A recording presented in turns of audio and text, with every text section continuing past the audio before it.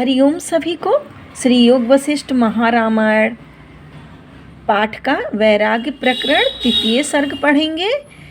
इति श्री योग वशिष्ठे वैराग्य प्रकरणे विश्वामित्र गमन वर्णनम नाम तृतीय सर्गा। वाल्मीकि जी बोले, हे भरद्वाज,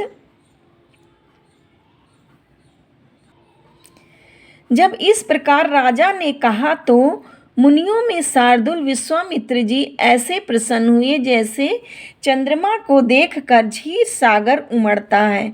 उनके रोम खड़े हो आए और कहने लगे, हे राजा शार्दुल, तुम धन्य हो। ऐसे तुम क्यों ना कहो। तुम्हारे में दो गुण हैं, एक तो यह कि तुम रघुवंशी हो और दूसरे यह कि वशिष्ठ जी जैसे तुम्हारे गुरु हैं, जिनकी आज्ञा में चलते हो। अब जो कुछ मेरा प्रयोजन है वह प्रकट करता हूँ। मैंने 10 गात्र यज्ञ का आरंभ किया है। जब यज्ञ करने लगता हूँ तब खर और दूषण निशाचर आकर विध्वंस कर जाते हैं और मांस हाड़ और रुधिर डाल जाते हैं, जिससे वह स्थान यज्ञ करने योग्य नहीं रहता। और जब मैं और जगह जाता हूँ तो वहाँ भी वे उसी प्रकार अपवित्र कर जाते हैं।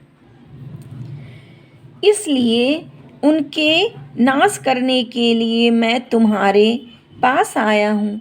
कदाचित यह कहिए कि तुम भी तो समर्थ हो। तो हे राजन, मैंने जिस यज्ञ का आरंभ किया है उसका अंग क्षमा है। जो मैं उनको शाप दूं तो वो भस्म हो जावें, पर शाप क्रोध बिना नहीं आता।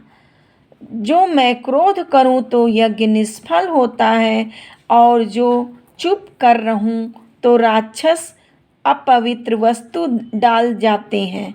इससे अब मैं आपकी शरण आया हूँ। हे राजन, अपने पुत्र राम जी को मेरे साथ भेज दो।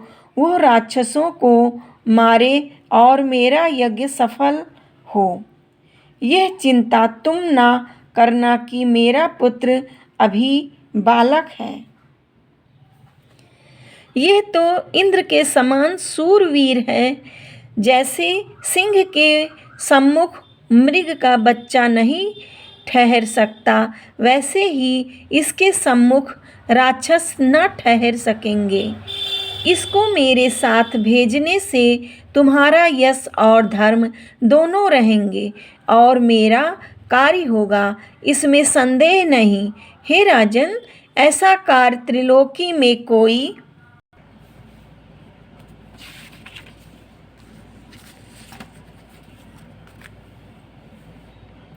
नहीं जो राम जी न कर सके।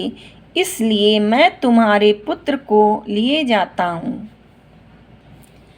यह मेरे हाथ से रक्षित रहेगा और कोई विघ्न ना होने दूंगा। जैसे तुम्हारे पुत्र हैं और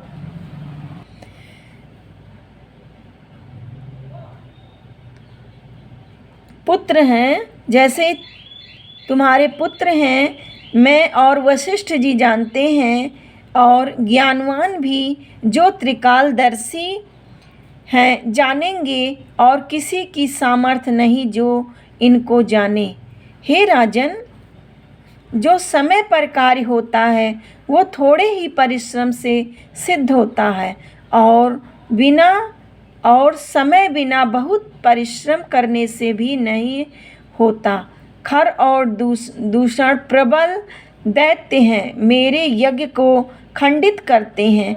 जब राम जी जावेंगे तब वह भाग जावेंगे, इनके आगे खड़े न रह सकेंगे।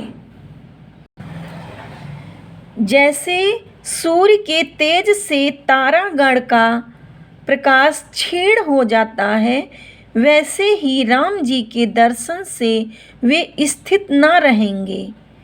इतना कहकर वाल्मीकि जी बोले, हे भरद्वाज, जब विश्वामित्र ने ऐसा कहा तब राजा दशरथ चुप होकर गिर पड़े और एक मुहूर्त पर्यंत पड़े रहे। हरि ओम सभी को।